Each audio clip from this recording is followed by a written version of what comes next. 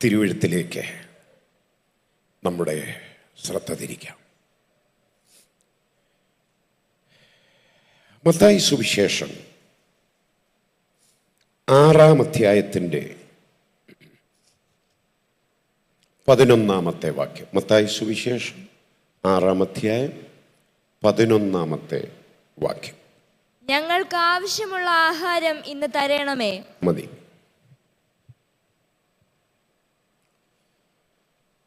ഉപവാസപ്രാർത്ഥനയിൽ ആഹാരം തരണേ എന്നുള്ള കുറിവാക്യം എന്തായാലും ഒരു കുറച്ച് സന്തോഷം തരുമെന്നാണ് എൻ്റെ വിചാരം നമ്മുടെ മനസ്സിൽ. കാരണം ഈ ഉപവാസ പ്രാർത്ഥനയ്ക്കിടയ്ക്ക് എന്താണ് വിളമ്പാൻ പോകുന്ന ആഹാരം? ഹല്ലേലൂയ. ഞാൻ ഒരുപാട് പ്രസംഗിച്ചിട്ടുള്ള ഒരു വേദിയാണിത്.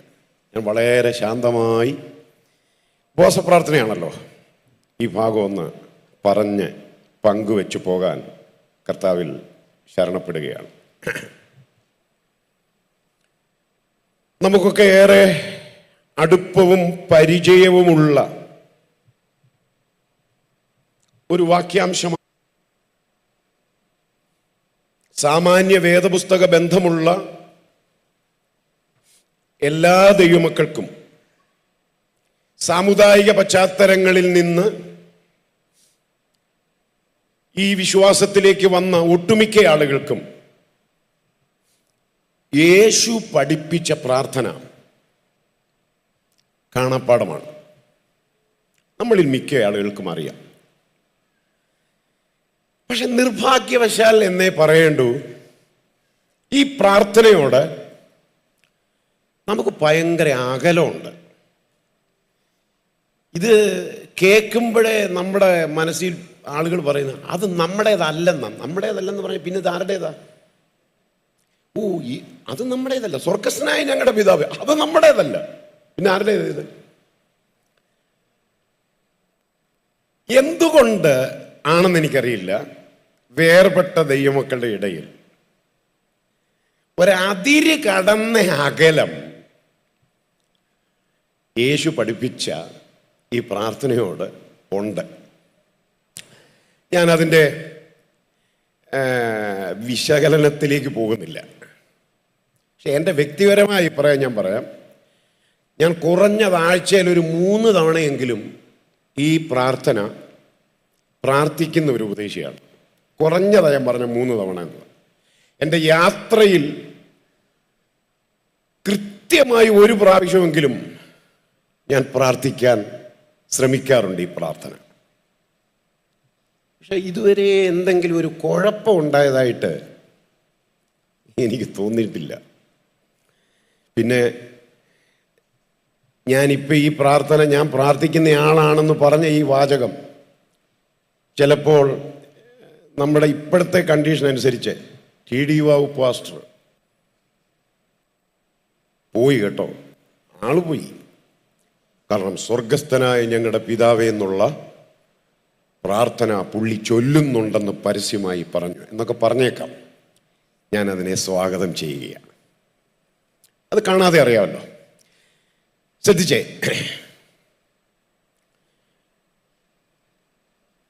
യേശു പഠിപ്പിച്ച പ്രാർത്ഥന, ഇതിൽ നിന്നാണ് ചില ചിന്തകൾ ഇന്ന് ഈ പ്രാർത്ഥനാ യോഗത്തിൽ നിങ്ങളുമായിട്ട് പങ്കുവെക്കാൻ ആഗ്രഹിക്കുന്നു. യേശു ഈ പ്രാർത്ഥന പഠിപ്പിച്ചത് ശിഷ്യന്മാരെയാണ്, പുരുഷാരത്തെ അല്ല, ശിഷ്യന്മാരെ. ശിഷ്യന്മാരെ പഠിപ്പിക്കാൻ കാരണം കർത്താവേ, യോഹന്നാൻ തൻ്റെ ശിഷ്യന്മാരെ പ്രാർത്ഥിക്കാൻ പഠിപ്പിച്ചതുപോലെ നീ ഞങ്ങളെയും പ്രാർത്ഥിക്കാൻ പഠിപ്പിക്കണം എന്ന് അവർ ആവശ്യപ്പെട്ടു.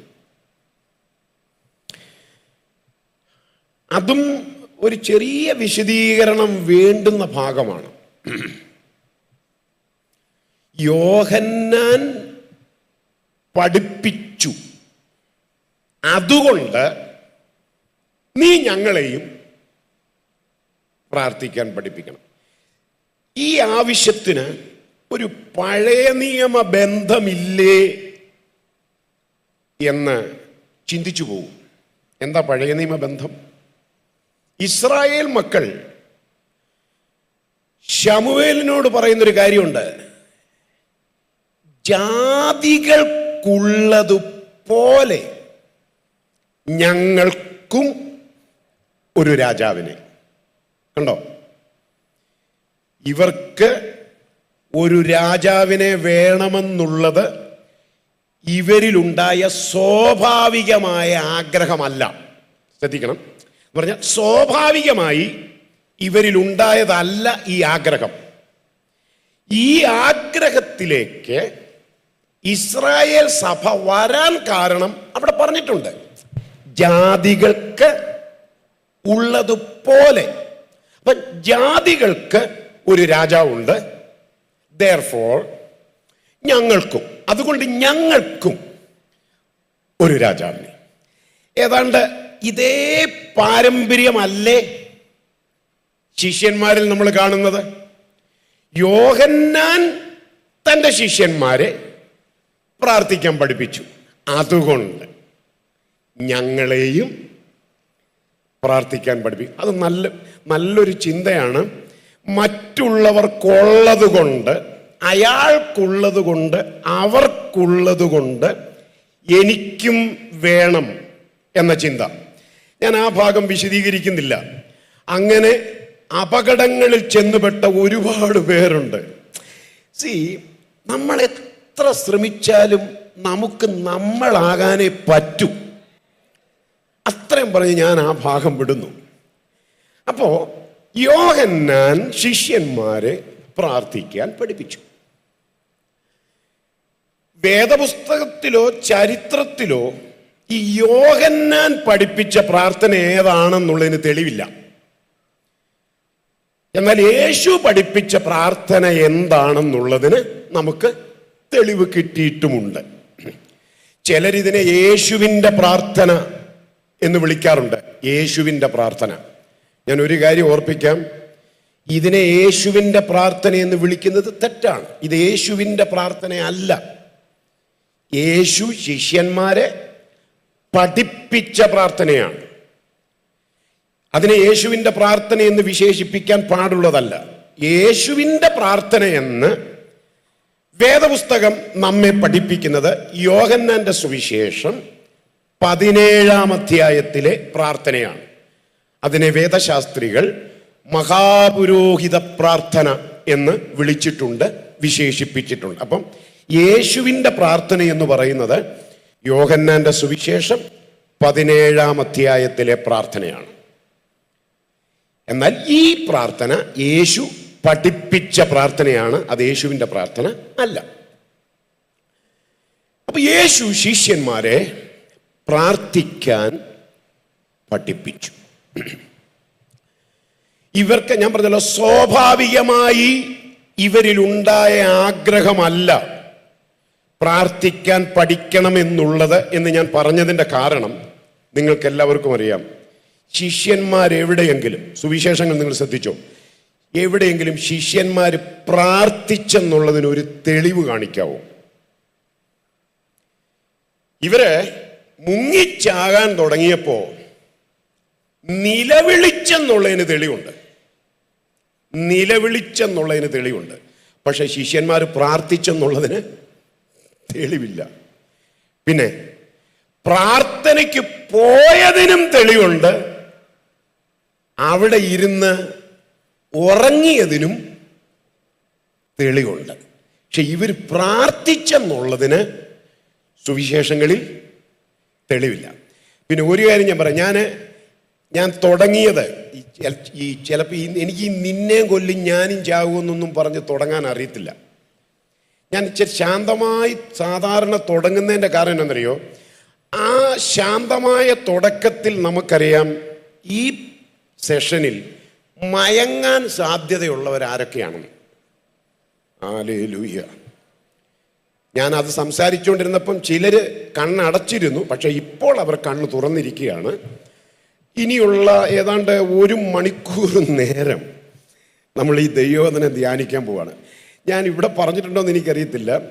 നമ്മുടെ ഈ പ്ലാസ്റ്റിക് കസേരയിലൊക്കെ ഇരുന്നോണ്ട്, കാരണം അതൊരു വലിയ, നമ്മുടെ മെത്തെ കിടന്നിട്ട്, നമ്മുടെ വീട്ടിൽ മെത്തെ കിടന്നിട്ട് ഉറങ്ങാൻ പറ്റാത്ത ഒരാൾ ഈ പ്ലാസ്റ്റിക് കസേരയിൽ ഇരുന്നോണ്ടൊക്കെ ഉറങ്ങുക എന്ന് പറഞ്ഞാൽ, ഒരുപക്ഷെ ദൈവം ഈ ഉപവാസ പ്രാർത്ഥനയിൽ ചിലർക്ക് നൽകാൻ ആഗ്രഹിക്കുന്നത് സമാധാനത്തോടുകൂടെയുള്ള ഉറക്കമാവാം. ഞങ്ങൾ കഴിഞ്ഞ ദിവസങ്ങളിലെ വീഡിയോ ചിലത് ഞാൻ ശ്രദ്ധിച്ചിരുന്നു. എൻ്റെ യാത്രക്കിടയിലും കൃത്യമായിട്ട് വീഡിയോയിൽ കാണാൻ ചിലർ ഉറങ്ങുന്നത്. ഹല്ലേലൂയ. പ്രത്യേകം ശ്രദ്ധിച്ചോണം, ഉറങ്ങുന്ന ഫോട്ടോ എടുത്തിട്ടുണ്ട്. ഉണ്ട്. അത്രയും ദിവസമായില്ലേ? ആമേൻ. ഞാൻ ഇവിടെ പറഞ്ഞിട്ടുണ്ടാവുമെന്ന് എനിക്ക് തോന്നി. ഈ അബ്രഹാം അധികാലത്തെ പുറപ്പെട്ടെന്ന് പറഞ്ഞാൽ എന്താ അതിൻ്റെ അർത്ഥം? ഒത്തിരി വ്യാഖ്യാനങ്ങൾക്ക് പലരും പറഞ്ഞു കേട്ടിട്ടുണ്ട്. പക്ഷേ എനിക്കിതുവരെ ഒരു വ്യാഖ്യാനവും അതിന് നൽകാൻ തോന്നിയിട്ടില്ല. അബ്രഹാം അധികാലത്തെ പുറപ്പെട്ടെന്ന് പറഞ്ഞാൽ അതിൻ്റെ അർത്ഥം സാറ ഉണരുന്നതിന് മുമ്പേ പോയെന്നാണ്. മനസ്സിലാകും? സാറ ഉണർന്നാൽ യാഗം നടക്കുകയില്ല. ഒന്നുകൂടെ പറഞ്ഞാൽ യോഗം നടക്കുകയില്ല. യോഗം മുടങ്ങും. കാരണം സാറ അറിഞ്ഞിട്ടില്ലല്ലോ ഇസഹാക്കിന്റെ യാഗം. അപ്പൊ യാഗം മര്യാദയ്ക്ക് നടക്കണമെങ്കിൽ ആരുറങ്ങണം? ഇപ്പോഴാണ് എല്ലാവർക്കും കാര്യം മനസ്സിലായത്. ഇനി ഒരു കാര്യം ഞാൻ പറയാം. അന്തസ്സുള്ളവരാരും ആമേൻ ഇനിയുള്ള കുറച്ച് നേരം ഉറങ്ങാതിരിക്കാൻ ശ്രമിക്കും. എനിക്ക് എൻ്റെ കൊതി എന്നറിയോ, നമ്മൾ കർത്താവിൻ്റെ സന്നിധിയിൽ ഇരുന്ന് പ്രാർത്ഥിച്ചും ജാഗരിച്ചും വായിച്ചും പഠിച്ചും ഒക്കെ പ്രാപിച്ചുകൊണ്ടാണ് ഈ ദൈവസന്നിധിയിൽ എഴുന്നേറ്റ് നിൽക്കുന്നത്. അത്രയും വില കൊടുത്തൊക്കെ നിൽക്കുമ്പോൾ നമ്മൾ പ്രതീക്ഷിക്കുന്നത് അറിയാവുന്ന ഒരു പ്രസംഗം ഈ തലയ്ക്ക് മുകളിലൂടെ മിസൈൽ കത്തിച്ചു വിടുന്നത് പോലെ പറഞ്ഞു വിട്ടേച്ച് പോവുക എന്നുള്ളതല്ല. വചനം ശുശ്രൂഷിച്ചു കൊണ്ടിരിക്കുമ്പോൾ ശുശ്രൂഷിക്കുന്നവനും വിടുവിക്കപ്പെടണം, കേൾക്കുന്നവരും വിടുവിക്കപ്പെടണം. അല്ലേ? അങ്ങനെയല്ലേ വചനത്തിന്റെ സ്വഭാവം? വചനമയച്ച് സൗഖ്യമാക്കുന്നല്ലേ? അങ്ങനെയാണ് ഞാൻ പറയാം. ഇന്ന് ഒരഭിഷക്തന്മാരും കൈവെക്കാതെ ഇതിനകത്ത് പാഞ്ഞു നടക്കുന്ന വചനമുണ്ടല്ലോ, വിടുതൽ അർഹിക്കുന്നവരെ തൊടും. അത് വചനത്തിന്റെ സ്വഭാവമാണ്. അത് പ്രസംഗകന്റെ മിടുക്കല്ല, അത് വചനത്തിന്റെ സ്വഭാവമാണ്. അതുകൊണ്ട് വചനത്തിലൂടെ ദൈവാത്മാവ് കൈമാറാൻ ആഗ്രഹിക്കുന്ന ആത്മീയോത്തേജനപ്രദങ്ങളായ ചിന്തകളിലേക്ക് നമുക്ക് പ്രാർത്ഥനയോടെ കണ്ണോടിക്കാം. ഒന്ന് ശ്രദ്ധിക്കാം. യേശു പഠിപ്പിച്ച പ്രാർത്ഥന വിവിധ നിലകളിൽ വിഭജിച്ച് പഠിപ്പിച്ചു വരുന്നു വേദശാസ്ത്രികൾ. വ്യത്യസ്തങ്ങളായ വിഭജനങ്ങളും വിശകലനങ്ങളും ഈ പ്രാർത്ഥനയെ സംബന്ധിച്ചുണ്ട് നിലവിൽ. എനിക്കേറെ ഇഷ്ടം തോന്നിയ ഒരു പഠന സംവേദന രീതിയുണ്ട്. യേശു പഠിപ്പിച്ച പ്രാർത്ഥനയെ സംബന്ധിച്ച് എനിക്ക് ഒത്തിരി ഹൃദ്യമായി തോന്നിയ ഒരു പഠന രീതിയുണ്ട്. ഈ പ്രാർത്ഥനയെ 3 ഭാഗങ്ങളായിട്ട് തിരിക്കാം. യേശു പഠിപ്പിച്ച പ്രാർത്ഥനയെ 3 തിരിക്കാം. 1 അഭിസംബോധന, 2 അപേക്ഷകൾ, 3 മഹത്വാർപ്പണം. ഇതാണ് യേശു പഠിപ്പിച്ച പ്രാർത്ഥനയുടെ 3 നിലയിലുള്ള വിഭജനം. ഒന്നുകൂടെ ശ്രദ്ധിക്കണം. അഭിസംബോധന, അപേക്ഷകൾ, മഹത്വാർപ്പണം.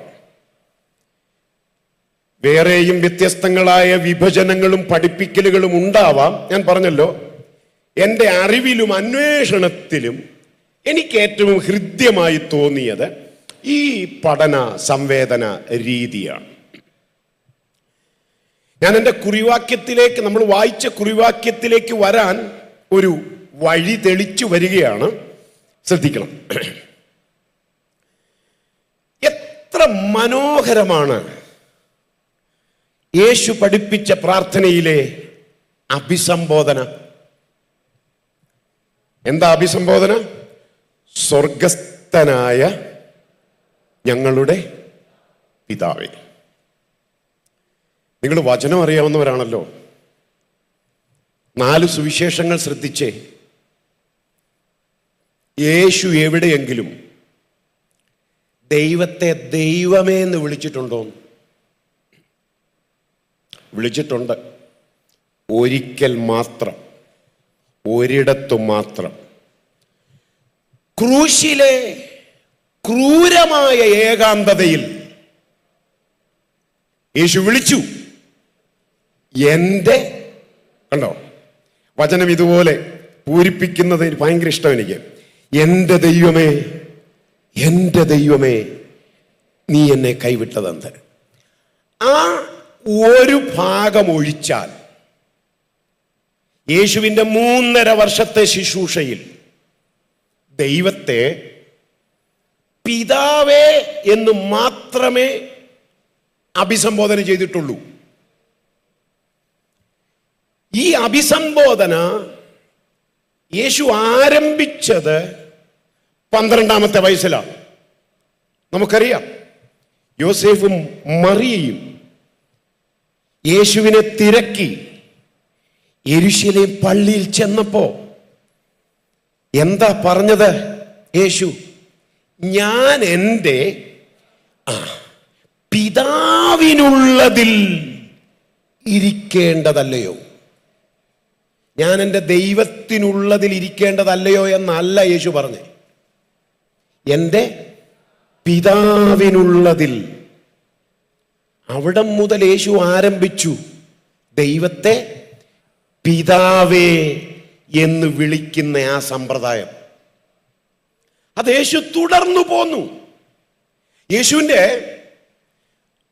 ജീവൻ വെടിയുന്നതിന് തൊട്ടു മുൻപും യേശു അങ്ങനെയാ വിളിച്ചത്.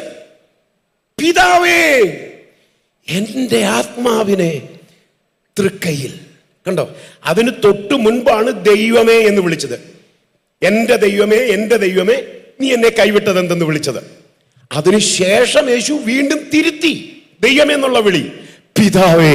കണ്ടോ, എൻ്റെ ദൈവമേ എൻ്റെ ആത്മാവിനെ തൃക്കൈയിൽ തരുന്നെന്നല്ല പറഞ്ഞേ, പിതാവേ എൻ്റെ ആത്മാവിനെ തൃക്കൈയിൽ തരുന്നു. അപ്പോ യഹൂദന്റെ പരമ്പരാഗത രീതി നമ്മൾ പഠിച്ചാൽ, ഒരു സാധാരണ യഹൂദൻ ദിവസം 3 വട്ടം പ്രാർത്ഥിക്കുന്നവരാണ്. അത് ദൈവമക്കൾക്ക് അറിയാമല്ലോ. അതുകൊണ്ടാണ് ദാവീദ് പറഞ്ഞത്, ഞാൻ കാലത്തും ഉച്ചയ്ക്കും വൈകിട്ടും 3 നേരം. ഇത് തന്നെ ദാനിയേലും പറയുന്നുണ്ട്. ഞാൻ ദിവസം 3 വട്ടം യെരൂശലേമിന് നേരെ കിളിവാതിൽ തുറന്ന്. കണ്ടോ, അപ്പോ ഒരു യാഥാസ്ഥിതികനായ യഹൂദൻ കുറഞ്ഞത് 3 വട്ടം പ്രാർത്ഥിക്കുമായിരുന്നു. പക്ഷെ അവരുടെ പ്രാർത്ഥനകളിൽ യാഹെന്നോ യാഹ്വേ എന്നോ ദൈവമേ എന്നോ മാത്രമേ അവർ അഭിസംബോധന ചെയ്തിരുന്നുള്ളൂ. എന്നുവരെ, ശ്രദ്ധിക്കണേ, എന്നുവരെ യേശു ഈ പ്രാർത്ഥന ശിഷ്യന്മാരെ പഠിപ്പിക്കുന്നത് വരെ ദൈവത്തെ ദൈവമേ എന്നോ യാഹെന്നോ യാഹ്വേ എന്നോ മാത്രമാണ് വിളിച്ചും വിശേഷിപ്പിച്ചും വന്നത് പ്രാർത്ഥനയിൽ. എന്നാൽ യേശു ഇവിടെ ശിഷ്യന്മാരെ പ്രാർത്ഥിക്കാൻ പഠിപ്പിക്കുമ്പോൾ ഒരു മധുരമുള്ള അഭിസംബോധന അതിന് യേശു ആരംഭമിടുകയാണ്. നിങ്ങൾ ഇവണ്ണം പ്രാർത്ഥിപ്പീൻ, സ്വർഗസ്ഥനായ ഞങ്ങളുടെ പിതാവേ. ഞാൻ പ്രാർത്ഥിക്കുന്ന ദൈവമക്കളോട് ചോദിക്കട്ടെ, ദൈവമേ എന്ന് വിളിച്ച് പ്രാർത്ഥിക്കുന്നതിനേക്കാൾ നമ്മുടെ ഹൃദയത്തിന് കുറെ കൂടെ അടുപ്പം തോന്നുന്നത് അപ്പ എന്ന് വിളിക്കുമ്പോഴല്ലേ, ഡാഡി എന്ന് വിളിക്കുമ്പോഴല്ലേ, അച്ചാച്ച എന്ന് വിളിക്കുമ്പോഴല്ലേ. ആമേൻ. എന്റെ അനുഭവം ഞാൻ പറയാം. പിതാവേ എന്ന് വിളിക്കും എന്ന് പറഞ്ഞാൽ ദൈവമേ എന്ന് വിളിച്ച് പ്രാർത്ഥിക്കുമ്പോൾ ഒരുപാട് അകലങ്ങളിൽ എവിടെയോ നിൽക്കുന്ന ഒരു അദൃശ്യ ശക്തി എന്ന ചിന്തയാ മനസ്സിൽ തെളിയുന്നത്. എന്നാൽ പിതാവേ എന്ന് വിളിക്കുമ്പോ എന്റെ കൈയെത്തും ദൂരത്ത്, എന്റെ കണ്ണെത്തും ദൂരത്ത്. ഒന്നുകൂടെ പറഞ്ഞാൽ, ഞാൻ രോഗിയായി കിടക്കുമ്പോൾ എന്റെ കിടക്കക്കരിയിൽ ഞാൻ മനസ്സിൽ തളർന്നു നിൽക്കുമ്പോൾ എന്നെ ചേർത്ത് പിടിക്കുന്നവനായി. ഹല്ലേലൂയ. ആമേൻ. അതെ, ഞാനും അനുഭവത്തിൽ നിന്ന് പറയട്ടെ ദൈവമക്കളോട്. എനിക്ക് ലോകപ്രകാരം എൻ്റെ അപ്പൻ ഇന്ന് ജീവിച്ചിരിപ്പില്ല. നമുക്ക് ധൈര്യത്തോടെ പറയാം, ഈ ഉപവാസ പ്രാർത്ഥനയിൽ എനിക്കൊരപ്പൻ ഉയരത്തിലുണ്ട്, എനിക്ക് വേണ്ടി ഇടപെടുന്ന ഒരപ്പൻ. ഞാൻ ഇന്ന് പകൽ അടുത്ത വചനഭാഗം വിശദീകരിക്കാൻ പ്രവേശിക്കുന്നതിന് മുൻപ് ഒരു ദൂത് പറഞ്ഞു തുടങ്ങട്ടെ. ഈ അപ്പന്റെ പ്രത്യേകത എന്തെന്നറിയാവോ? നിന്റെ ഭാഗത്താണ് തെറ്റെങ്കിലും ദൂരത്ത് നിന്ന് നിന്നെ അവൻ കണ്ടാൽ അവൻ ഇരിക്കുന്നിടത്തിരിക്കുന്നവനല്ല, നമ്മുടെ അടുക്കലേക്ക് ഓടി വരുന്നവനാണ്. ഈ അപ്പന്റെ അദൃശ്യ സാന്നിധ്യം ആത്മാവിൽ അനുഭവിക്കുന്ന ദൈവമക്കൾക്ക് ആദരമടക്കി ഒരിക്കലും അനങ്ങാതിരിക്കാനാവില്ല. സ്വർഗസ്ഥ പിതാവിന്റെ നിറഞ്ഞ സാന്നിധ്യം.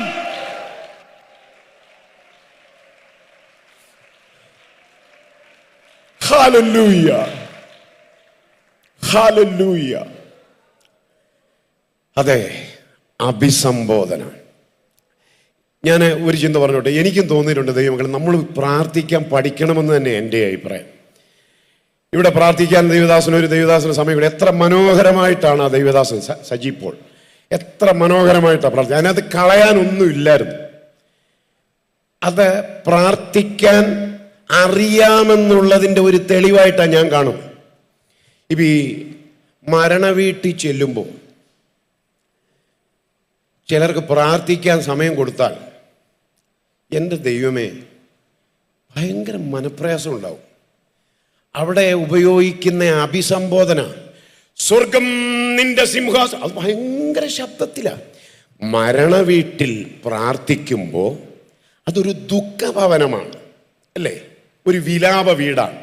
അവരുടെ ദുഃഖവുമായി ഏകീഭവിച്ച് നിന്നുകൊണ്ട് വേണം നമ്മൾ ശബ്ദം ഉപയോഗിക്കാൻ. അല്ലാതെ സഭായോഗത്തിന് പ്രാർത്ഥിക്കുന്ന ആ ശൈലിയും ശബ്ദവുമാണോ മരണവീട്ടിൽ? പാടില്ല. 3 ആഴ്ച മുമ്പ് ഒരു മരണവീട്ടിൽ ശുശ്രൂഷിക്കാൻ പോയി. പ്രാർത്ഥിക്കാൻ സമയം ഏരിയ എന്ന് ഞാൻ പറയുന്നില്ല, നിങ്ങൾക്ക് അറിയാവുന്ന ഏരിയയിലുള്ള ഒരാളാ, തീരെ മോശക്കാരനല്ല.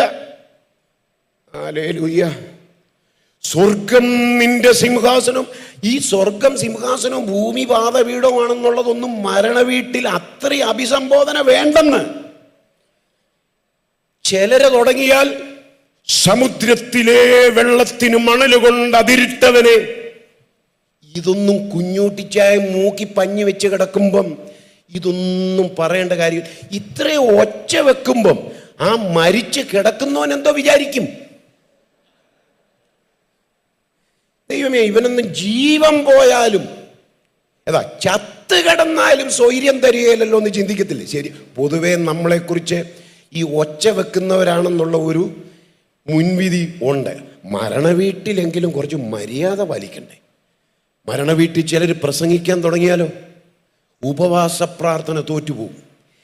അപ്പം എനിക്ക് തോന്നിയിട്ടുണ്ട്, ഓരോ യോഗങ്ങളുടെ സ്വഭാവമനുസരിച്ച് ശബ്ദവും ഭാഷയും ഉപയോഗിക്കാൻ പഠിക്കണം എന്ന് തന്നെയാണ് എൻ്റെ അഭിപ്രായം. യേശു ശിഷ്യന്മാരെ പ്രാർത്ഥിക്കാൻ പഠിപ്പിച്ചു എന്ന് പറയുന്നതിൽ നിന്ന് അത് നമ്മൾ പ്രത്യേകം ശ്രദ്ധിക്കേണ്ടതാണ്. പിതാവേ, സ്വർഗസ്ഥനായ ഞങ്ങളുടെ പിതാവേ. യേശു പഠിപ്പിച്ച പ്രാർത്ഥനയിൽ ഞാനെന്നോ എൻ്റെ എന്നോ എനിക്കെന്നോ ഒരേകവചനം യേശു ഉപയോഗിച്ചിട്ടില്ല. ഞങ്ങളുടെ പിതാവേ എന്ന് പറഞ്ഞാൽ പത്രോസ് ആണ് ഇത് പ്രാർത്ഥിക്കുന്നതെങ്കിൽ ബാക്കി 11 പേരെയും ഹൃദയത്തിൽ വഹിച്ചുകൊണ്ട് വേണം പ്രാർത്ഥിക്കാൻ. യേശു പഠിപ്പിച്ചത് അതൊക്കെയാ. നമ്മൾ പ്രാർത്ഥനയ്ക്ക് എത്ര ദിവസം എടുക്കുന്നു എന്നുള്ളതല്ല പ്രാർത്ഥനയുടെ മഹത്വം. പ്രാർത്ഥനയിൽ നാം എങ്ങനെ പ്രാർത്ഥിക്കുന്നു എന്നുള്ളതാണ്. ഞങ്ങളുടെ പിതാവേ, എന്ന് പറഞ്ഞാൽ ഈ പദം നിങ്ങൾ വീട്ടിൽ ചെന്നിരുന്ന് എണ്ണി നോക്കിക്കോ. 8 പ്രാവശ്യം യേശു ഈ പദം ഉപയോഗിച്ചിട്ടുണ്ട് യേശു പഠിപ്പിച്ച പ്രാർത്ഥനയിൽ.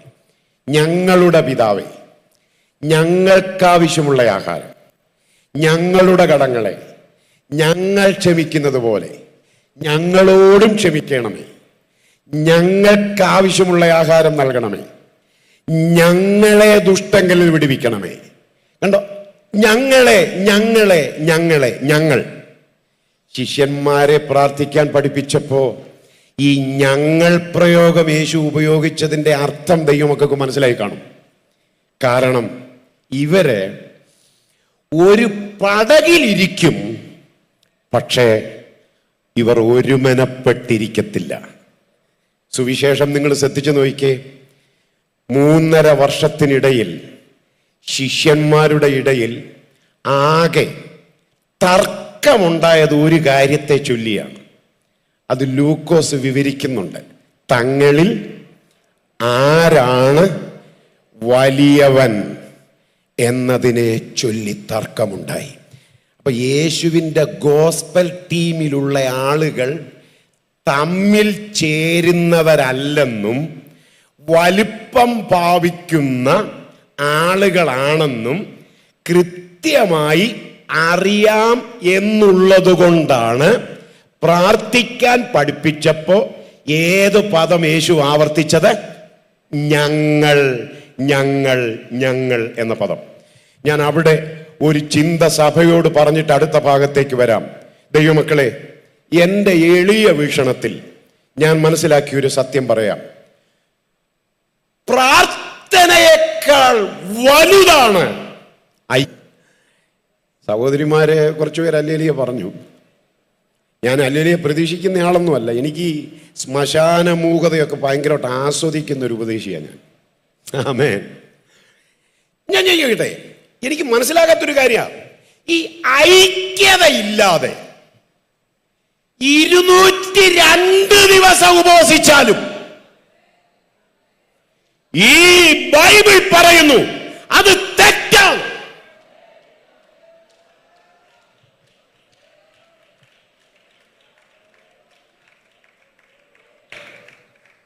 ദൈവമക്കളെ, നമ്മുടെ ദൈവം വ്യവസ്ഥകളുടെ ദൈവമാണ്, അല്ലാതെ പ്രോഗ്രാമിൽ പ്രസാദിക്കുന്നവനല്ല നമ്മുടെ ദൈവം. എവിടെ 2 പേർ ഐകമത്യപ്പെടുമോ, അങ്ങനല്ലേ വാക്യം, നിങ്ങളിൽ 2 പേർ ഐകമത്യപ്പെട്ട് പുത്രന്റെ നാമത്തിൽ പിതാവിനോട് ചോദിക്കുന്നതൊക്കെയും പിതാവ് പുത്രനിൽ മഹത്വപ്പെടേണ്ടതിന് ചെയ്തു തരാമെന്ന.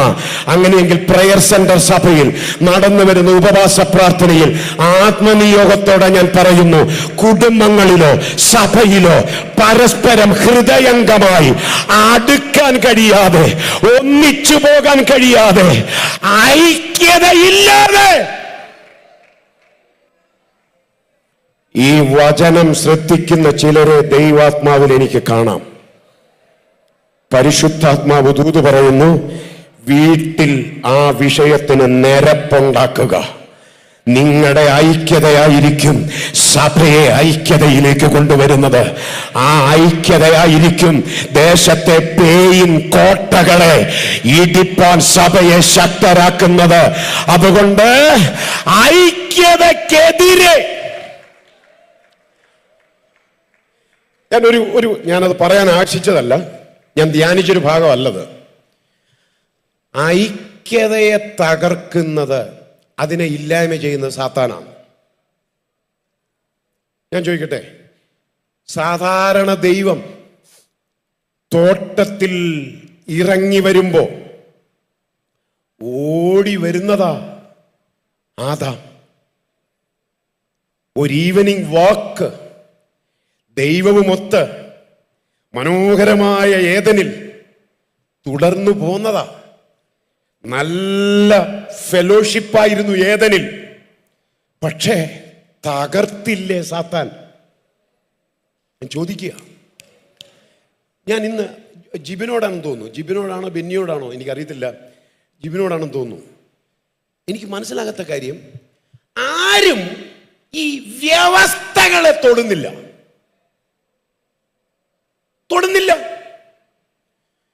എല്ലാ മാസവും ചർച്ചിൽ ഉപവാസ പ്രാർത്ഥനയുണ്ട്. 2 ദിവസമേ ഉള്ളൂ. ഞങ്ങൾ ഒരു ഗസ്റ്റിനെ വിളിച്ചു. അപ്പം ഞാൻ ഇപ്പോൾ ശുശ്രൂഷിക്കുന്ന സഭയിൽ രാഴ്ച വന്നിട്ടുണ്ട്. 10 വർഷമായി ആ വേല തുടങ്ങിയിട്ട്. ഇനിയിപ്പോൾ ഒരു സ്ഥലം മാറ്റമൊന്നുമില്ല. സ്ഥലം മാറി എൻ്റെ കട്ടിലിൻ്റെ മുഴുവൻ ആണി ഇളകി. ആടാത്ത കട്ടിലെ ചാകുന്നതിന് മുമ്പേ ഒന്ന് കിടക്കണ്ടേ?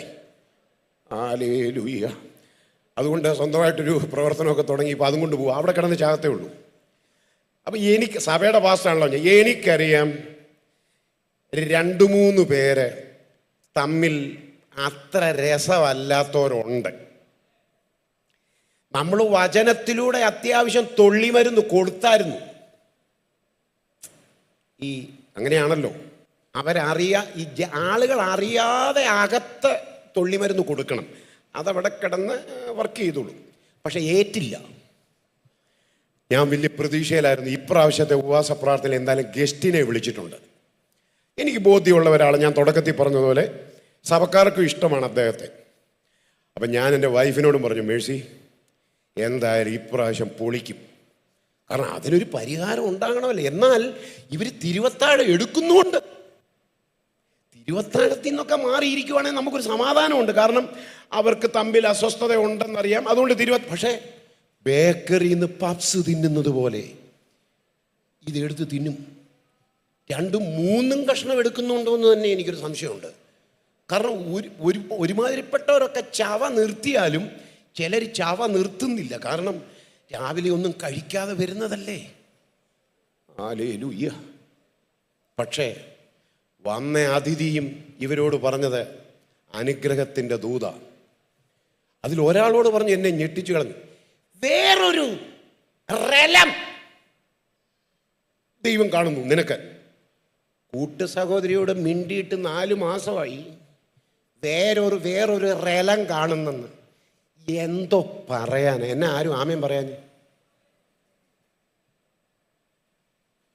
എന്നിട്ട് പറഞ്ഞു, ഇങ്ങനെ ഇരുന്നാൽ പോരാ. എൻ്റെ ആത്മാവ് പറയുന്നത് ഇങ്ങനെ ഇരുന്നാൽ പോരാ. പിന്നെ എങ്ങനെ ഇരിക്കണം? അന്നേരത്തേന് പാട്ടുപാടി ആരാധിക്കുമ്പോൾ അധികം ശക്തിക്ക് കൈയടിക്കാതിരുന്ന, ഞാനൊരു പേരിടുക, കുഞ്ഞമ്മ നല്ല പേര് കേട്ടോ. ഇവിടെ കുഞ്ഞമ്മമാരുടെ പേര് വേണ്ടതുപോലെ. കാരണം ഈ കുശുമ്പകത്ത് വെച്ചോണ്ട് എങ്ങനെ നന്നായിട്ട് ആരാധിക്കും?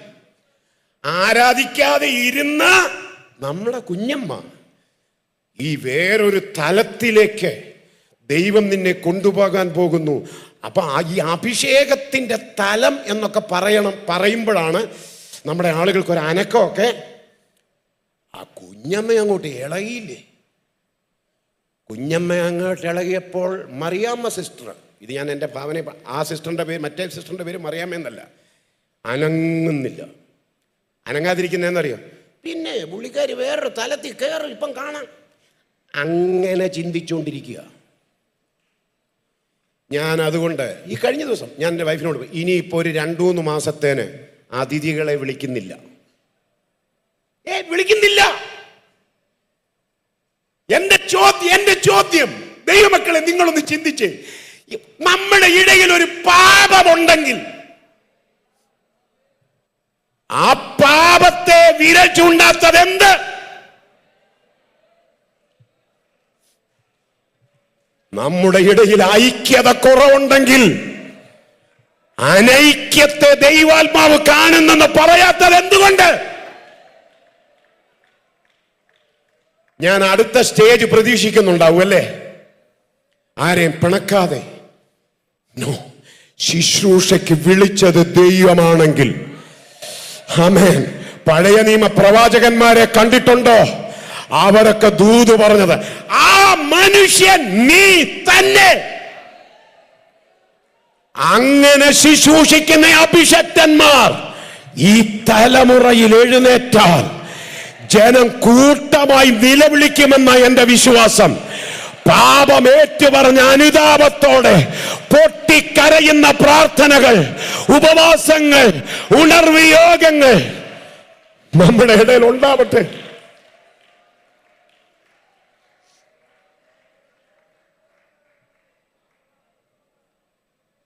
ഹല്ലേലൂയ. ഞാന് ബെന്നിക്കെതിരെ, ഇപ്പൊ കീബോർഡ് വായിച്ച സഹോദരൻ, എനിക്കൊന്ന് സാം ജോസഫിന്റെ അനിയനല്ലേ, ഞാൻ അദ്ദേഹത്തിനെതിരെ കേസ് കൊടുത്തേച്ചേ. ഞാൻ ഈ വേദപുസ്തകം പിടിച്ചുകൊണ്ട് എഴുന്നേറ്റ് നിൽക്കാൻ എവിടെയാ പ്രമാണം? ഞാൻ എഴുന്നേറ്റ് വെറുതെ എഴുന്നേക്കുമല്ലോ, ഞാൻ അങ്ങ് കത്തിക്കുമല്ലേ. മൂക്കള തൂക്കുന്ന തൂവാല കുലുക്കിയാലും എത്ര ചാടിയാലും കൂട്ടു സഹോദരനെ ക്രൂശിക്കാൻ കരം ചലിപ്പിച്ചിട്ട് ഒരു ശുശ്രൂഷ ചെയ്യുന്നെങ്കിൽ അത് പാപമാണ്. യേശുവിന്റെ നാമത്തിൽ പത്തനംതിട്ട ജില്ലയിൽ നിന്ന് ഈ പാപം പുറത്തു പോകാൻ, ഈ വചനത്തിന്റെ വാളെടുത്ത് വെട്ടാൻ അധികാരമുള്ളവർ എഴുന്നേൽക്കണം. ശരണായ പരിശുദ്ധാത്മാവിനോട് പറയുന്നു, ഇന്ന് പകലിൽ പൊതിഞ്ഞു വെച്ചിരിക്കുന്ന, മൂടി വെച്ചിരിക്കുന്ന, സാരമില്ലെന്ന് ചിന്തിക്കുന്ന ചില പാപ സ്വഭാവങ്ങളെ ദൈവാത്മാവ് ഇന്ന് പകലിൽ എടുത്തു മാറ്റുന്നു. ആമേൻ. ആഴമായൊരു ശുദ്ധീകരണം ഈ സെഷനിൽ സംഭവിക്കട്ടെ. ഹല്ലേലൂയ. ഞാനിവിടെ പറഞ്ഞിട്ടുണ്ട് എന്നാണ് എനിക്ക് തോന്നുന്നത്. ഐക്യതയ്ക്ക് ഏറ്റവും നല്ല ഉദാഹരണം ഞാൻ പുതിയ നിയമത്തിൽ കണ്ടത് ഗദരദേശത്തെ ഭൂതഗ്രസ്തന്മാരുടെ ഐക്യതയാണ്. ഹല്ലേലൂയ.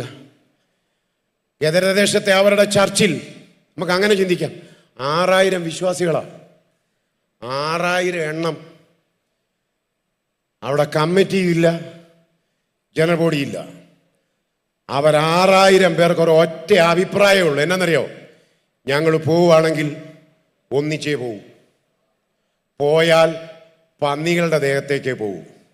കർത്താവേ, നീ അതിന് ഞങ്ങളെ, ഉപവാസത്തോടെയാണോ ഇല്ലയോ എന്നൊന്നും എനിക്കറിയത്തില്ല, ആ ഭാഗം പഠിച്ചാൽ ദുരാത്മാക്കളുടെ അപേക്ഷയ്ക്ക് യേശു മറുപടി കൊടുത്തെന്നാണ് എഴുതിയിരിക്കുന്നത്. സത്യമാണോ? കാരണം കർത്താവിനെ പോലും അത്ഭുതപ്പെടുത്തി 12 എണ്ണം കൂടെ ഉള്ളതിനെ കൊണ്ടുപോകുന്ന പാട് കർത്താവിനറിയാം. തമ്മി ചേരുകയല്ലോ. അപ്പൊ ഈ 6000 ദുരാത്മാക്കൾ ഇത്ര ഒരുമനപ്പെട്ട് പ്രാർത്ഥിക്കുന്നത് കേട്ടപ്പോഴേ കർത്താവ് അന്നേരം മറുപടി കൊടുത്തു. അതിൽ ഒരാൾ പോലും എനിക്ക് പോത്തിന്റെ മണ്ടയ്ക്ക് കയറണമെന്ന് പറഞ്ഞില്ലല്ലോ. അത് കുഞ്ഞുച്ചാൻ പറയുന്നത് പോലെ ഈ പന്നിയുടെ ദേഹത്തേക്ക് കയറുക എന്നുള്ള, അതാണല്ലോ നമ്മുടെ കമ്മിറ്റി എന്നൊക്കെ പറഞ്ഞ എൻ്റെ സ്വഭാവം എന്ന് പറഞ്ഞാൽ അതാണല്ലോ. സത്യം പറഞ്ഞാൽ കമ്മിറ്റി എന്ന് പറഞ്ഞാൽ എന്താന്ന് ഞാൻ പഠിച്ചതെന്നറിയോ? ഒരു കാര്യം എങ്ങനെ നടത്താതിരിക്കാം എന്ന് ചർച്ച ചെയ്യാനുള്ളതാണ് കമ്മിറ്റി. കമ്മിറ്റിക്കാർ പിണമൊന്നും ചെയ്യരുത് കേട്ടോ, പോട്ടെ. ഞാൻ പറഞ്ഞു, എനിക്കറിയില്ല ഇതൊക്കെയാണോ സഭ? അങ്ങനെ ഒരു സഭയ്ക്ക് പോകാൻ പറ്റുമോ? അതിനെവിടെ ബൈബിളിൽ വ്യവസ്ഥ? സ്തോത്രം. 6000 ദുരാത്മാക്കളുടെ യൂണിറ്റി. പിന്നെ പഴയ നിയമത്തിൽ യൂണിറ്റിക്കുള്ള ഒരു തെളിവ് എന്നാണെന്നറിയോ? 300 കുറുക്കന്മാരുടെ യൂണിറ്റി. 2 കുറുക്കൻ ഒരു പന്തം. അപ്പൊ 2 കുറുക്കൻ ഒത്തേ പറ്റുവേ? 300 കുറുക്കന്മാർ ആ ദൈവദാസന്റെ മുമ്പിൽ വന്ന് ആ നിൽക്കുന്ന നിപ്പൊക്കെ ഒന്ന് മനസ്സിൽ കണ്ടേ. 300 കുറുക്കൻ ലൈനായിട്ട് നിൽക്കുക. എൻ്റെ ഭാവനയാണ്, ഒരു കുറുക്കൻ മറ്റേ കുറുക്കനെ തോണ്ടിയിട്ട് പറഞ്ഞു, ബ്രദറെ കോഴി പോന്നു. കാരണം കുറുക്കനെ കുറിച്ചൊരു ചൊല്ലുണ്ട്, എന്താ? കുറുക്കൻ ചത്താലും ഉണ്ടോ? നിങ്ങൾക്കറിയാവേ പഴഞ്ചൊല്ല്? കണ്ണ് കോഴിക്കൂട്ടില്ല. ചിക്കനില്ലാതെ ഒരു വക കഴിക്കുന്ന ടീമല്ല കുറുക്കന്മാർ. അപ്പൊ ഇപ്പൊ കുറെ നേരമായിട്ട് ഫാസ്റ്റിംഗ് ആണ്. ദൈവദാസനോട് അല്ലേ ഫാസ്റ്റിംഗ് അല്ലേ?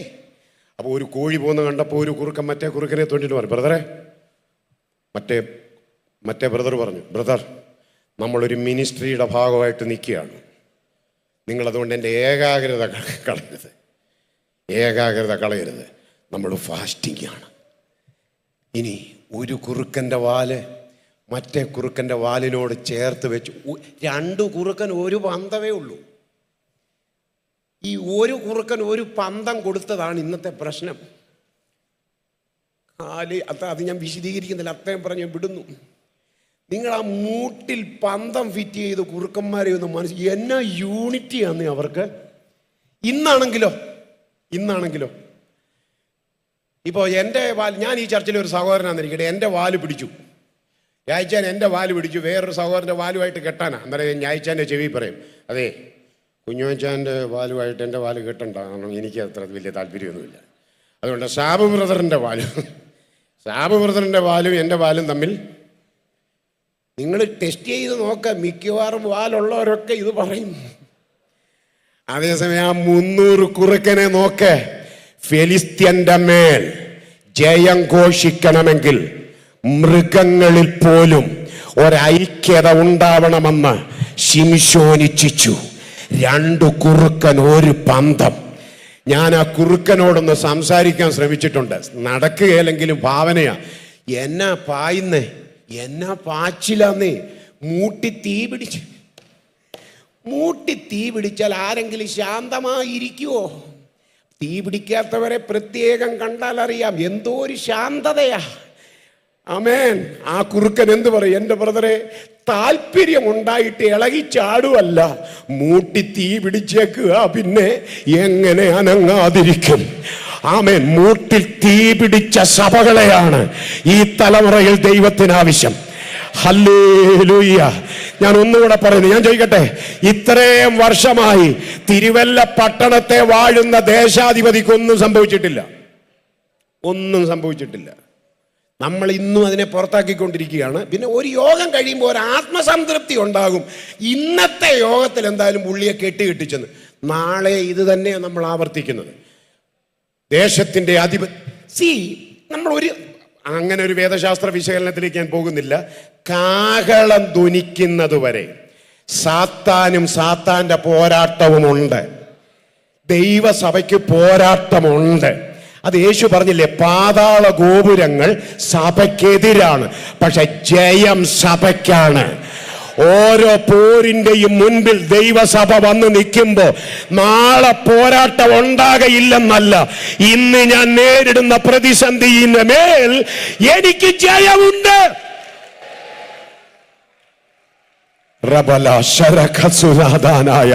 യേശുവിന്റെ അധികാരമുള്ള നാമത്തിൽ ഇന്ന് പകലിൽ ഒരു ജയം പ്രഖ്യാപിക്കാൻ അന്തരാത്മാവിൽ ആത്മാവിന്റെ അധികാരമുള്ളവർ ഇതിനകത്തുണ്ടെങ്കിൽ അധരം തുറന്ന ദുഷ്ട പോരിനോട് പറ, എന്റെ മേൽ നിനക്ക് അവകാശമില്ല, തലമുറകളുടെ മേൽ അവകാശമില്ല, ശുശ്രൂഷയുടെ മേൽ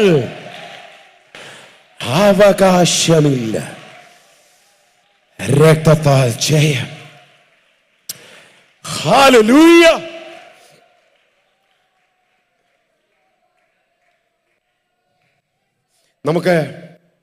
ഞാൻ ആ അഭിസംബോധനയിൽ തന്നെ ഇപ്പോഴും നിൽക്കുകയാണ്.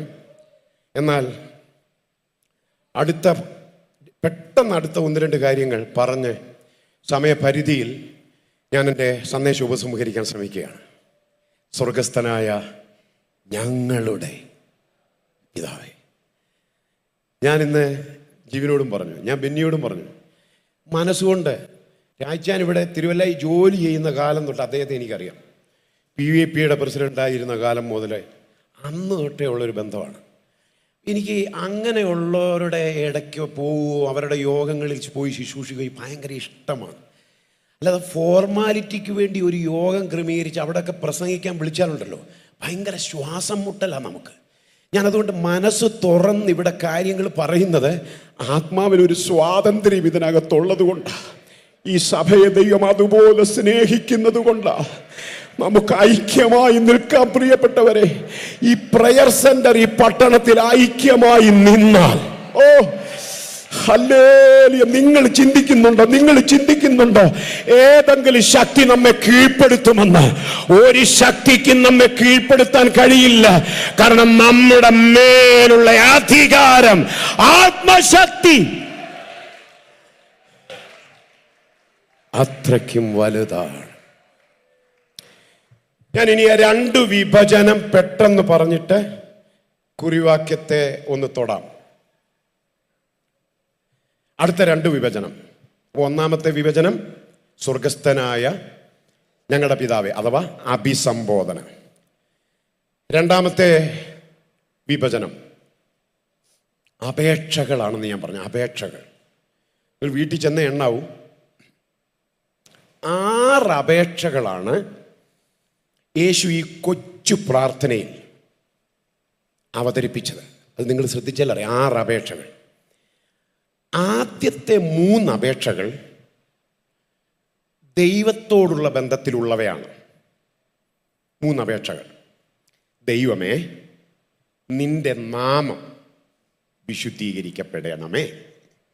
ദൈവമേ, നിന്റെ രാജ്യം വരണമേ. ദൈവമേ, നിന്റെ ഇഷ്ടം സ്വർഗത്തിലെ പോലെ ഭൂമിയിലാണ്. അപ്പം ദൈവത്തിൻ്റെ നാമം, ദൈവത്തിൻ്റെ രാജ്യം, ദൈവത്തിൻ്റെ ഇഷ്ടം. ഇതാണ് ആദ്യത്തെ ദൈവീകമായ 3 അപേക്ഷകൾ. അടുത്ത 3 അപേക്ഷകൾ മാനുഷികമായവയാണ്. അതിലൊന്നാമത്തേതാണ് നമ്മുടെ കുറിവാക്യം. മാനുഷികമായ 3 അപേക്ഷകളിൽ ഒന്നാമത്തേതാണ് നമ്മുടെ കുറിവാക്യം. ഞങ്ങൾക്ക് ആവശ്യമുള്ള ആഹാരം ഇന്ന് തരണമേ. രണ്ടാമത്തെ അപേക്ഷ ഞങ്ങളോട് ക്ഷമിക്കണമേ. അതിനൊരു ക്ലോസ് ഉണ്ട് കേട്ടോ. ഞങ്ങൾ ക്ഷമിക്കുന്നത് പോലെ എന്ന് പറഞ്ഞാൽ ഞാൻ ക്ഷമിക്കുന്നവനാണെങ്കിലേ ഞാൻ ക്ഷമ അർഹിക്കുന്നുള്ളൂ. ഞാൻ ക്ഷമിക്കുന്നവനാണെങ്കിലേ ഞാൻ ക്ഷമ അർഹിക്കുന്നുള്ളൂ. അതൊന്നും വിശദീകരിക്കുന്നില്ല. മൂന്നാമത്തേത് ദുഷ്ടങ്കൽ നിന്ന് ഞങ്ങളെ വിടുവിക്കണമേ. ഇതാണ് ഒടുവിലത്തെ 3 അപേക്ഷകൾ. അപ്പോൾ നിന്റെ നാമം വിശുദ്ധീകരിക്കപ്പെടണമേ, നിന്റെ രാജ്യം വരണമേ, നിന്റെ ഇഷ്ടം സ്വർഗത്തിലെ പോലെ ഭൂമിയിലുമാകണമേ. അപേക്ഷകളിൽ ആദ്യത്തെ 3 അപേക്ഷകളിൽ ഒടുവിലത്തെ 3 ഞങ്ങൾക്കാവശ്യമുള്ള ആഹാരം ഇന്ന് തരണമേ, ഞങ്ങളോട് ക്ഷമിക്കണമേ, ഞങ്ങളെ ദുഷ്ടങ്കൽ നിന്ന് വിടുവിക്കണമേ. അപ്പം അപേക്ഷകൾ ആകെ 6. 6 അപേക്ഷകളെ 2ആയി തിരിക്കാം. ദൈവീകമായവയെന്നും മാനുഷികമായവയെന്നും. യേശു പഠിപ്പിച്ച പ്രാർത്ഥനയുടെ 3-ാം ഭാഗം എന്ന് പറയുന്നതാണ് മഹത്വാർപ്പണം. രാജ്യവും ശക്തിയും മഹത്വവും എന്നേക്കും നിനക്കുള്ളതല്ലോ. ആമേൻ. ഇതാണ് യേശു പഠിപ്പിച്ച അതിമനോഹരമായ ആത്മീകോത്തേജനപ്രദങ്ങളായ ഒരുപാട് ആഴങ്ങളുള്ള, ഒരുപാട് ദൂതുകളുള്ള, ഒരുപാട് വെളിപ്പാടുകളുള്ള പ്രാർത്ഥന. ഈ അപേക്ഷകളൊക്കെ സമയമെടുത്ത് വിശദീകരിച്ചാൽ അതിമനോഹരമാണ്. ഇനി നമുക്ക് നമ്മുടെ കുറിവാക്യം ഒന്ന് തൊട്ട് നിർത്താം. ഈ ഫസ്റ്റ് സെഷനിൽ ശ്രദ്ധിക്കണേ. ഞങ്ങൾക്ക്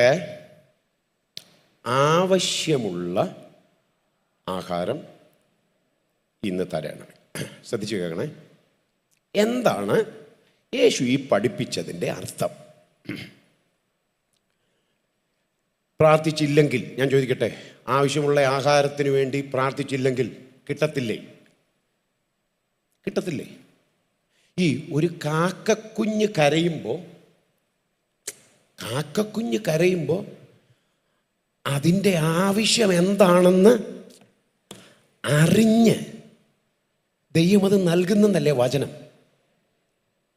അങ്ങനെയാണെങ്കിൽ ആവശ്യമുള്ള ആഹാരം തരണമേ എന്ന് മകൻ പ്രാർത്ഥിച്ചില്ലെങ്കിൽ, മകള് പ്രാർത്ഥിച്ചില്ലെങ്കിൽ ആഹാരം കിട്ടത്തില്ല എന്നാണോ ആ വാചകത്തിൻ്റെ അർത്ഥം? അല്ല. ആവശ്യമുള്ള ആഹാരം തരണമേ എന്ന് പഠിപ്പിച്ചതിൻ്റെ ആഴവും അർത്ഥവും പ്രത്യേകം ശ്രദ്ധേയമാണ്. മിസ് ചെയ്യരുത്. നാം പ്രാർത്ഥിക്കുമ്പോൾ നമുക്ക് ആഗ്രഹമുള്ളതല്ല അപേക്ഷിക്കേണ്ടത്. ഞാൻ ഒന്നുകൂടെ ആവർത്തിക്കുന്നു. ആഗ്രഹമുള്ളതല്ല അപേക്ഷിക്കേണ്ടത്, ആവശ്യമുള്ളതാണ്. അതാ യേശു പഠിപ്പിച്ചു വരുന്നതിൻ്റെ അർത്ഥം. എന്ന് പറഞ്ഞാൽ ആഗ്രഹങ്ങളെ നിയന്ത്രിക്കുന്നത് പലപ്പോഴും, എല്ലാം ആഗ്രഹം, പലപ്പോഴും മോഹമാണ്. മോഹമാണ് പല ആഗ്രഹങ്ങളെയും നിയന്ത്രിക്കുന്നത്. ഞാൻ മിനിങ്ങാന്ന് കുറച്ച് നോട്ട് ഈ ആഗ്രഹവും ആവശ്യവും എന്ന ചിന്തയെക്കുറിച്ച് എഴുതിയപ്പോൾ വെറുതെ ഒരു ഉദാഹരണത്തിന് എഴുതി. എൻ്റെ വീട്ടിൽ രാജ്യം വന്നിട്ടുണ്ട്. ഞാൻ അങ്ങ് ആഗ്രഹിക്കുകയാണെന്ന് ചോദിച്ചു. ഇപ്പം ഭയങ്കര ട്രാഫിക്കാണല്ലോ, ഒരു യോഗത്തിന് സമയത്തിനൊക്കെ ചെല്ലണമെങ്കിൽ വലിയ പാടാണ്. അതുകൊണ്ട് എൻ്റെ വീടിൻ്റെ മുകളിൽ എനിക്കൊരു ഹെലിപ്പാഡ് ഉണ്ടാക്കണം. ആളുകൾ അന്തം വിട്ട് നോക്കുന്നുണ്ട്. ഞാൻ ഏതാണ്ട് അത് ചിന്തിച്ചതുപോലെയാ. എൻ്റെ വീടിൻ്റെ മുകളിൽ എനിക്കൊരു ഹെലിപ്പാഡ് ഉണ്ടാക്കണം, എന്നിട്ട് എനിക്കൊരു, കാരണം വലിയ ട്രാഫിക് പ്രോബ്ലം. അപ്പം നമുക്ക് കാരണം പറയാനുണ്ട്. ചവിട്ടി പിടിച്ച് ഓടിക്കണ്ടേ? ഞാൻ ചോദിക്കട്ടെ, അതെൻ്റെ ഒരാഗ്രഹമാണെന്നിരിക്കട്ടെ. എൻ്റെ ചോദ്യം, അതെൻ്റെ ആവശ്യമാണോ? അച്ഛനൊക്കെ ശക്തിയോടെ പറയുന്ന അല്ലെന്ന്. ഞാൻ ഒന്നുകൂടെ പറയുന്നു. പക്ഷേ നമ്മുടെ പ്രാർത്ഥനകൾ ശ്രദ്ധിച്ചാൽ, പല പ്രസംഗങ്ങൾ ശ്രദ്ധിച്ചാലും നമ്മെ മോഹിപ്പിക്കാൻ പഠിപ്പിക്കുകയാണ്. നമ്മളെ മോഹങ്ങളിലേക്ക് തള്ളിവിടുകയാണ്.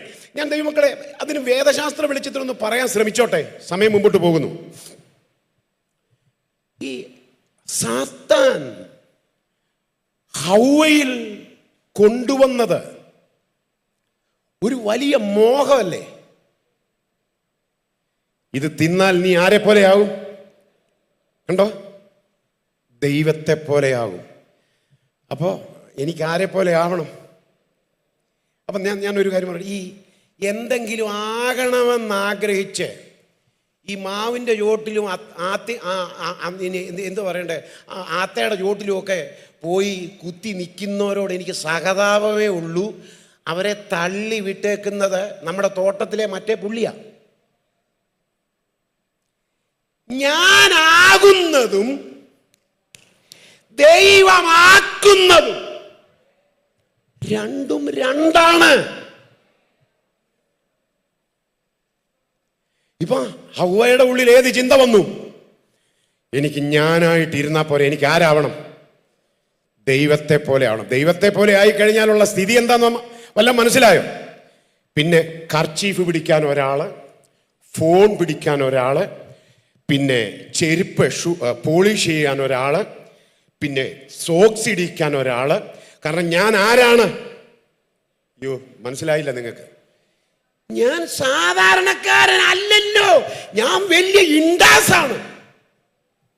പിന്നെ എൻ്റെ ആ നോട്ടവും എനിക്കറിയത്തില്ല. ഇതുങ്ങളെ പോലെയുള്ളവരെ ചുമക്കാൻ നമ്മുടെ ഇടയിൽ കുറെ ആളുകളുണ്ടല്ലോ എന്നുള്ളതാണ്. നമ്മൾ ആരോ ആണെന്ന് നമുക്ക് തോന്നുക. വീട്ടിലുള്ളവർക്ക് ഇതുവരെ തോന്നിയിട്ടില്ല. ഹൗവ,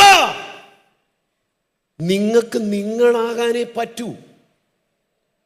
പക്ഷെ നിങ്ങളുടെ ഉള്ളിൽ ഇപ്പോൾ ഒരു മോഹം കൊണ്ടുവന്നിരിക്കുന്നു, ഒരാഗ്രഹം കൊണ്ടുവന്നിരിക്കുന്നു. എന്താ? നിങ്ങൾ ആരെ പോലെ ആകും?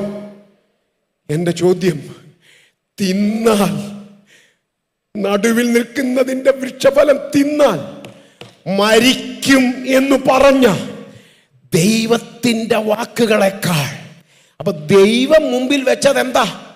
തിന്നാൽ മരണമാ. സാത്താൻ മുമ്പിൽ വെച്ചത് എന്താ? തിന്നാൽ പൊസിഷനാ. ഗ്ലോറി പറഞ്ഞില്ലാരും. ഇപ്പം മനസ്സിലായോ? പൊസിഷന്റെ കൊതി തലയ്ക്ക് പിടിച്ചാൽ, ഓ, ഇവിടെ പറയേണ്ട കാര്യമില്ലിത്. എങ്കിലും പത്തനംതിട്ട ജില്ലയല്ലേ, തിരുവല്ലയല്ലേ, ഇരിക്കട്ടെ. ഈ പൊസിഷൻ തലയ്ക്ക് പിടിച്ചാൽ വലിയ പ്രശ്നമാണ്. ഞാൻ ഒരു ചിന്ത പറയാം, ഇത് തലയ്ക്ക് പിടിച്ച പ്രശ്നമാണ്. ശമൂവേലിനെ, ദാവീദിനെ അഭിഷേകം ചെയ്യാൻ വേണ്ടി ശമൂവേലിനെ വിട്ടപ്പോ ശമൂവേല് ദൈവത്തോട് പറഞ്ഞൊരു വാചകമുണ്ട്. നിങ്ങൾക്ക് ആർക്കെങ്കിലും ഓർമ്മയുണ്ടോ? ദാവീദിനെ അഭിഷേകം ചെയ്യുന്ന കാര്യം ദൈവം ശമൂവേലിനോട് പറഞ്ഞപ്പം, ശൗൽ അറിഞ്ഞാൽ, ബാക്കി എന്തുവാ? എന്നെ കൊല്ലും. അയ്യോ, പഴയ നിയമത്തിൽ എന്നെ ഞെട്ടിച്ചു കളഞ്ഞ വാക്യമാ. എന്ന് പറഞ്ഞാൽ ശൗലിനു പകരം ഒരു ദാവീദിനെ അഭിഷേകം ചെയ്യുന്നു എന്നുള്ളത് ശൗൽ അറിഞ്ഞാൽ ആരെ കൊല്ലും? അഭിഷേകം ചെയ്യുന്ന ശമൂവേലിനെ കൊല്ലുമെന്ന്. അപ്പോൾ പൊസിഷൻ നിലനിർത്താൻ വേണ്ടി, പദവി നിലനിർത്താൻ വേണ്ടി ഒരുവനെ കൊല്ലേണ്ടി വന്നാലും ആളുകൾ അതിന് തയ്യാറാ. യേശുവിന്റെ നാമത്തിൽ ആത്മീയ ഗോളത്തിൽ കിടന്ന് കറങ്ങുന്ന ആ സ്പിരിറ്റിനെ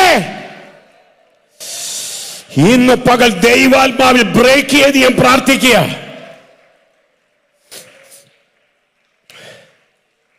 കൊല്ലും. കണ്ടോ?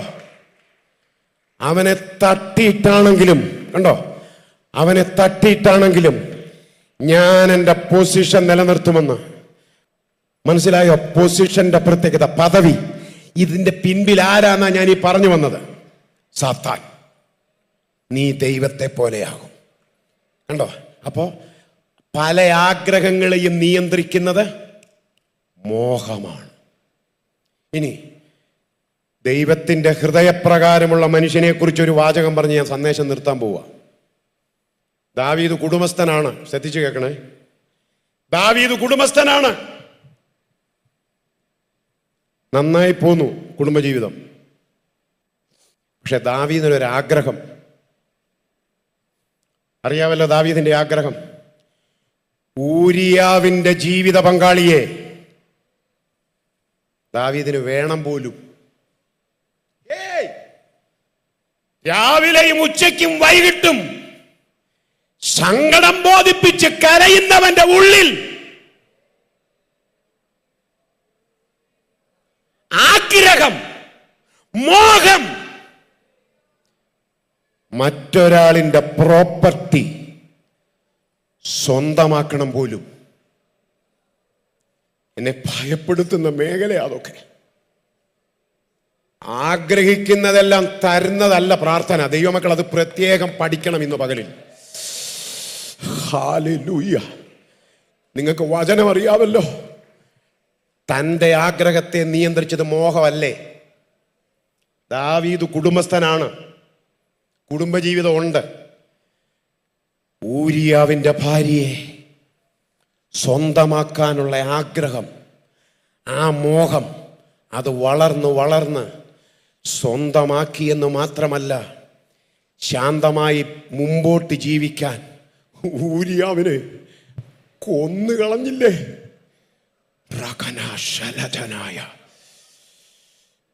ദൈവാത്മാവ് അതിശക്തമായി ഇന്ന് പകൽ ഈ സഭയ്ക്കകത്ത് ഇടപെടുന്നു. നിങ്ങൾ ഉദ്ദേശിക്കുന്ന ദൂതൊന്നുമല്ല ഞാനിവിടെ പങ്കുവെക്കുന്നത്. ഈ തലമുറയിൽ ദൈവസഭയും അഭിഷക്തന്മാരും അറിഞ്ഞിരിക്കേണ്ടുന്ന വചനത്തിന്റെ വെളിപ്പാടാ പങ്കുവെക്കുന്നത്. സ്വന്തമാക്കി ഇല്ലേ? സ്വന്തമാക്കി. കണ്ടോ?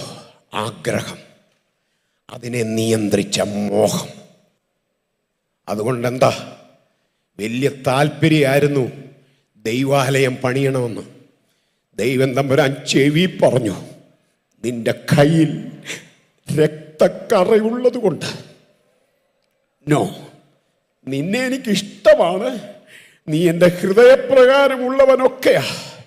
പക്ഷേ ആഗ്രഹങ്ങളും മോഹങ്ങളും നീ താലോലിച്ച് അത് നിന്നെ ഒരു കൊലപാതക കുറ്റത്തിൽ കൊണ്ടെത്തിച്ച ചരിത്രം ഉള്ളിടത്തോളം കാലം നീ ഒന്നും പണിയണ്ട.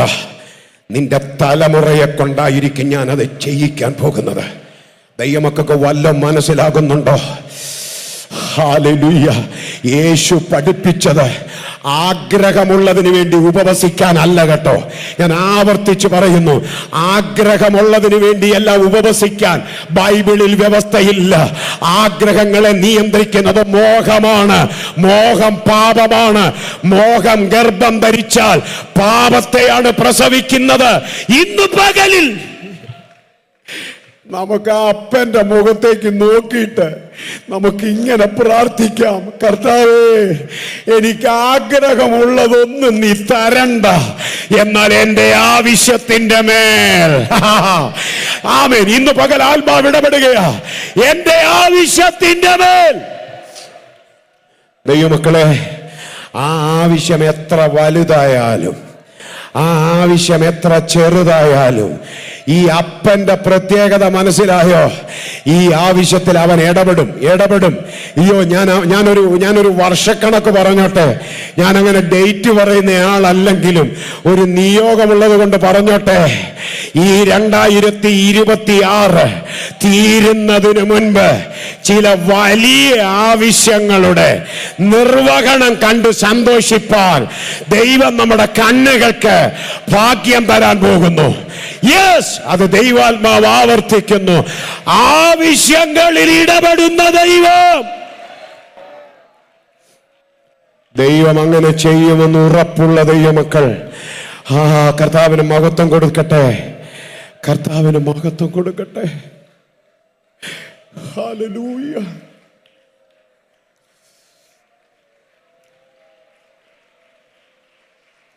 ആഗ്രഹമുള്ളത് വേണ്ട കർത്താവേ. ആവശ്യമുള്ളത് മതിയേ.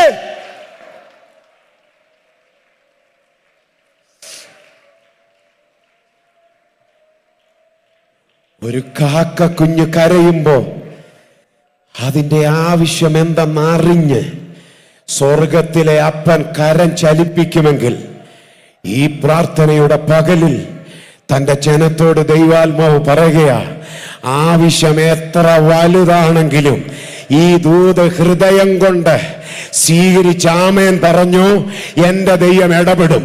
കാരണം കർത്താവ് പഠിപ്പിച്ചതാ ആവശ്യമുള്ളത്. ആമേൻ. ഞാൻ അതിനൊരു ദിവസം കൂടെ പറഞ്ഞോട്ടെ. പഠിപ്പിച്ചത് എങ്ങനെ? ഇന്ന് തരണമെന്ന. ഇന്ന് എന്ന് പറഞ്ഞാൽ അതിന്റെ അർത്ഥം എന്താ? ഇതിനകത്ത് വന്ന ചിലരെ ദൈവാത്മാവ് വിവേചിച്ചൊരു ദൂത് പറയുന്നു. ഇന്ന് തരണേന്ന് പഠിപ്പിച്ചതിനകത്തെ ദൂത് എന്താണെന്നറിയാമോ? ഇനി ആവശ്യത്തിന്റെ മേൽ ഒരവധി കാത്തിരുന്ന് മടുക്കാൻ ദൈവം നിന്നെ അനുവദിക്കത്തില്ല. ഒരവധി കാത്തിരുന്ന് മടുത്തു പോകാൻ ദൈവം അനുവദിക്കത്തില്ല. ഇന്ന് ഇന്ന് ഇന്ന്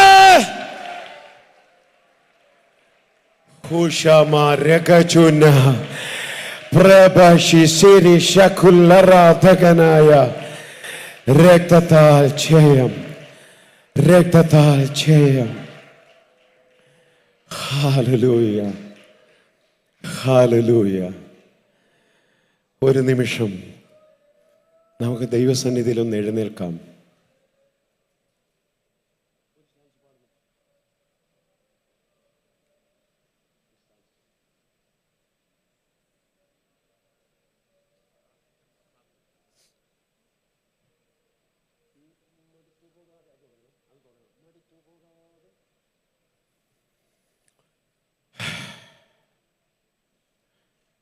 ദൈവമക്കൾക്കറിയാം, ഞാനൊരു മേജർ ട്രീറ്റ്മെൻറ്റിലൂടെ കടന്നു പോകുന്നയാളാണ്. ഞാൻ അഭിമാനത്തോടെ പറയട്ടെ, ഞാനിപ്പോൾ ഏതാണ്ട് 1.25 മണിക്കൂറായി വചനം സംസാരിക്കുന്നു. ഏകദേശം ഞാനും ഈ ദിവസങ്ങളിൽ കർത്താവിനോട് ചോദിക്കുന്നത് ആവശ്യമുള്ളതാണ്. ഞാൻ കർത്താവിനോട് പറഞ്ഞു, യാത്ര ചെയ്യാനുള്ള ആരോഗ്യവും ശുശ്രൂഷിപ്പാനുള്ള ബലവും അതെൻ്റെ ആവശ്യമാണ്. ഞാൻ പറയട്ടെ, ഞാൻ ഇന്ന് പകൽ ഇവിടെ നിൽക്കുന്നത് ആ അപ്പൻ, എൻ്റെ സ്വർഗസ്ഥ പിതാവ് അതെനിക്ക് തന്നതുകൊണ്ടാണ്. അങ്ങനെയെങ്കിൽ ഈ കോമ്പൗണ്ട് വിടുന്നതിന് മുൻപ് നമ്മുടെ ചില ആവശ്യങ്ങളുടെ മേൽ ദൈവം ഇടപെടുമെന്ന്. Hallelujah, hallelujah.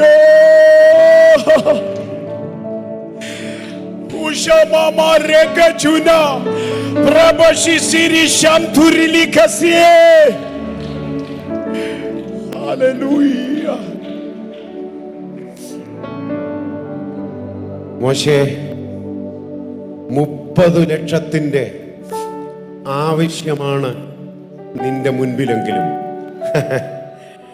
നീ ആഗ്രഹമല്ലല്ലോ ചോദിച്ചത്, നീ ആവശ്യമല്ലേ അപേക്ഷിച്ചത്. എൻ്റെ ഗോഡൗണിൽ ഒന്നിനും കുറവില്ല കുഞ്ഞ്. അവരവരുടെ കൂടാരത്തിന്റെ വാതുക്കൽ ആവശ്യമുള്ളത് എത്തിച്ചു കൊടുക്കാൻ സ്വർഗത്തിലെ ദൈവം തന്റെ കരം ചലിപ്പിച്ചത് ഒരു ചരിത്ര സത്യമാണെങ്കിൽ, ഇന്ന് പകലിൽ വന്ന ദൈവമക്കളോട് ദൈവാത്മ വ്യക്തിപരമായി പറയുന്നു, ആവശ്യ നിർവഹണത്തിന് വേണ്ടി നീ അലയാൻ ദൈവം അനുവദിക്കത്തില്ലെന്ന്. ആ വാചകം എനിക്കറിയത്തില്ല, ആ വാചകം എന്നോട് ആവർത്തിച്ചു പറയാൻ ഇടപെടുന്നു. ആവശ്യത്തിന്റെ നിർവഹണത്തിന് വേണ്ടി നീ അലയാൻ ദൈവം അനുവദിക്കത്തില്ല. മാത്രമല്ല, ആരുടെയും മുൻപിൽ കൈനീട്ടാൻ ദൈവം അനുവദിക്കത്തില്ലെന്ന് ദൈവാത്മാവ് പറയുന്നെന്ന്. ഹാഗാറേ,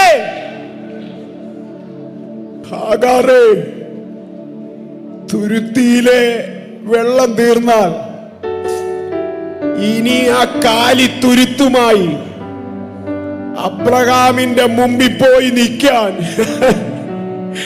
എന്റെ ദൈവം അനുവദിക്കത്തില്ല.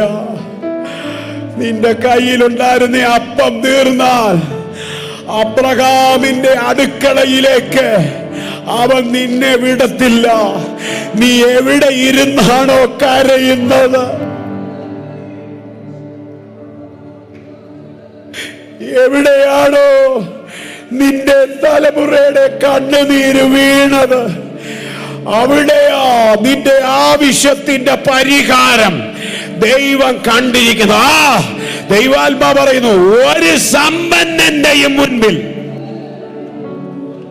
ബഹുസമ്പന്നനായ അബ്രഹാമിന്റെ മുൻപിൽ, ആകാറെ ഇനി ഒരു തുരുത്തി വെള്ളത്തിന് വേണ്ടി നിന്നെ ഞാൻ വിടത്തില്ല. എനിക്കറിയില്ല, ഇന്ന് പകലിൽ അഭിഷക്തന്മാരിൽ ചിലരോടും ദൈവാത്മാവ് അങ്ങനെ തന്നെയായി ഇടപെടുന്നത്. ആരുടെയും മുൻപിൽ കാലിത്തുരുത്തിയുമായി കയറിയിറങ്ങാൻ നിന്നെ വിടത്തില്ല എന്ന് മാത്രമല്ല, നിന്റെ കണ്ണുനീര് വീണ ഇടത്ത് ദൈവം തരാൻ പോകുന്ന വെള്ളം തലമുറകൾ കഴിഞ്ഞാലും അത് വറ്റാതിരിക്കും. യേശുവിന്റെ നാമത്തിൽ.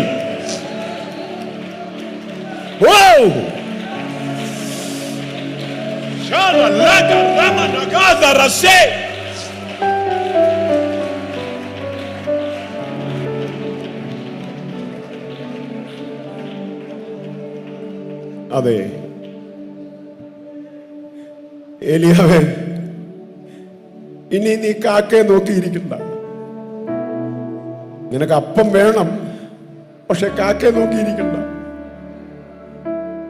നീ ഈ വിധവയുടെ സിറ്റ് ഔട്ടിൽ അപ്പത്തിന് വേണ്ടി വെയിറ്റ് ചെയ്യണ്ട. മരണം മുമ്പിൽ കണ്ട് നീ കിടക്കുന്ന ആ മരത്തണലുണ്ടല്ലോ, മരത്തണല്, അവിടെ ഞാൻ അപ്പം എത്തിക്കും, അവിടെ ഞാൻ അപ്പം എത്തിക്കും. ചിലരോട് വ്യക്തിപരമായി ഇടപെടുന്ന ഈ സ്വപ്നത്തിൽ കണ്ടിട്ടില്ലാത്ത ചില മാർഗങ്ങൾ ഉപയോഗിച്ച് നിന്റെ ആവശ്യങ്ങളിൽ ഇടപെടാൻ പോകുന്ന ദൈവം കേട്ടോ. ആമേൻ. ചിലരോട് ഖണ്ഡിതമായി ദൈവാത്മാ പറയുന്നു, ഈ 21 ദിവസത്തെ പ്രാർത്ഥന ആശീർവാദം പറയുന്നതിന് മുൻപ്